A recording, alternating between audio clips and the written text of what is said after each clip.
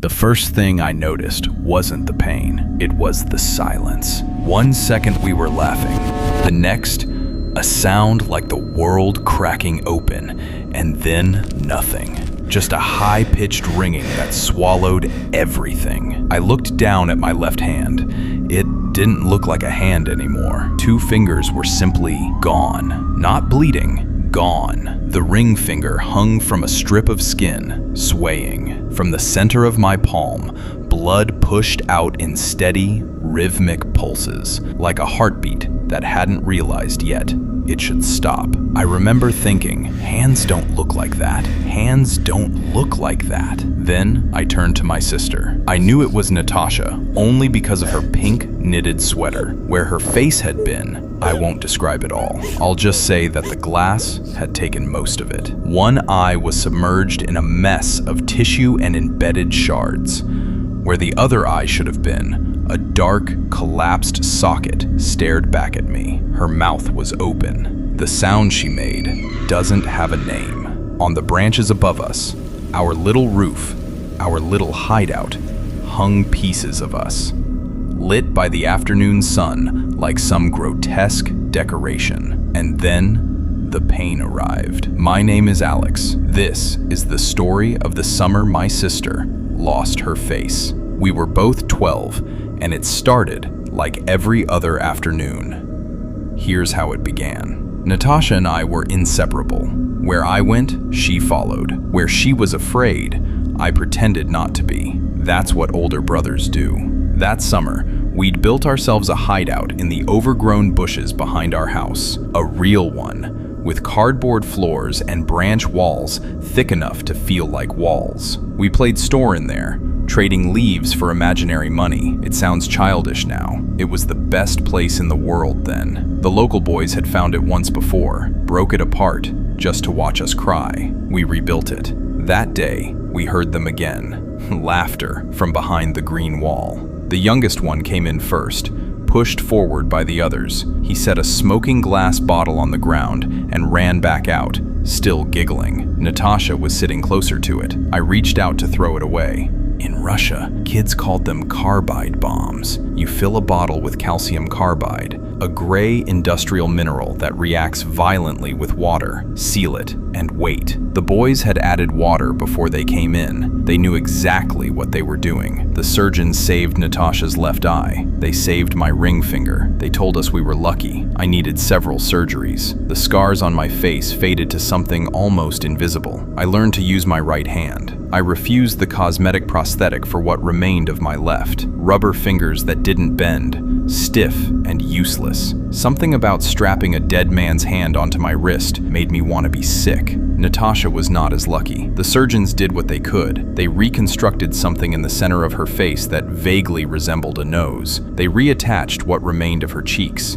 For months, her arm was sutured to her face, while skin was slowly grafted from one to the other. They called the technique a pedicle flap. That phrase lived in our family's vocabulary for years. What they built, in the end, did not look like a human face, not even approximately. My own sister visited me in nightmares. She looked like a Barbie doll someone had held face down in a fire. Here's something you need to understand about Natasha. She had always been afraid of the dark. It started 2 years before the accident, at our grandfather's countryside house. We'd gone exploring. An old, collapsed barn, an abandoned grain elevator at the edge of an overgrown field. Mom came with us, spending the whole trip saying, "Kids, be careful," and guarding our sandwiches. The barn was nothing, but the grain elevator still had its roof, cool shadow, even in the heat of the day. We didn't stay long. Something moved in a pile of rotting sacks, and Natasha screamed. She told me later she'd seen a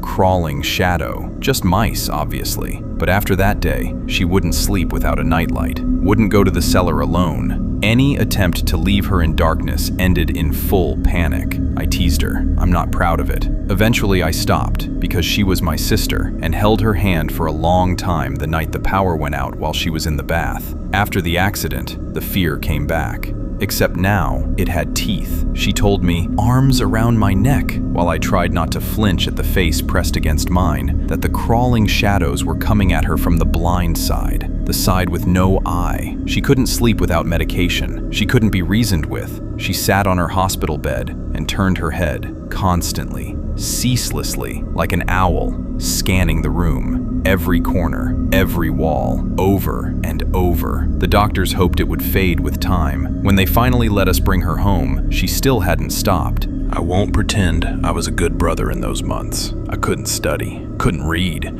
couldn't sit in our room, which now blazed with extra bright bulbs day and night because darkness sent her screaming. Without feeling something I'm ashamed of even now. She had lost more. I knew that, but I had lost things too. My hand, my face, the future I'd imagined. And no one seemed to notice because Natasha was always worse. Then I found her, holding a desk lamp directly against her face. She was crying, the way she always cried now, without tears, because she no longer could. The remaining eye pressed against the bulb, like she was trying to push the light directly into her skull. Her vision had been deteriorating for weeks. Several surgeries, no results. Natasha went completely blind. What followed was 3 weeks I can only describe as hell. She was tube-fed again, restrained. When sedated, she lay unconscious. When not, she screamed until her voice gave out, and then she only rasped. The doctors said it wasn't physical pain, it was psychological. The crawling shadows had nothing left to stop them. Eventually, she went quiet, came home limp like a rag doll, said nothing. I was the one who found her. She had wedged a pocket knife into the oil heater in the corner of our room. While our mother and I sat in the next room in silence, she had used it. She did not make a sound. I don't know what happened to the boys. I never tried to find out. I have a job now, a daughter. I'm going to be the best father I can.